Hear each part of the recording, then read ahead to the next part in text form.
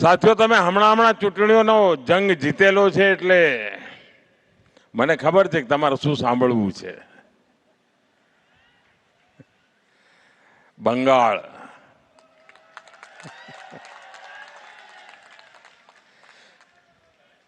સાથીઓ, ચૂંટણીઓ તો કેટલીય લડ્યા અને કેટલીય ચૂંટણીઓ જીત્યા.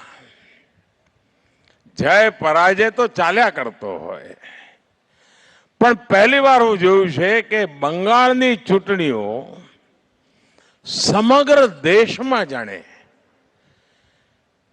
હું નથી માનતો કે દેશના ઘણા ખૂણા કોઈને લોકોને બંગાળની દુર્દશાની તકલીફ પડી હશે, પણ દૂર દૂર હજારો માઇલ દૂર બેઠેલા વ્યક્તિને પણ બંગાળમાં પરિવર્તન આવ્યું એટલે હાશકારો થયો. એટલે પીડા કેટલી ભયંકર થઈ હશે ત્યાંના લોકોને કે જેનો હાશકારો ગુજરાતનો માનવી અનુભવે. આનાથી મોટું બીજું શું હોઈ શકે?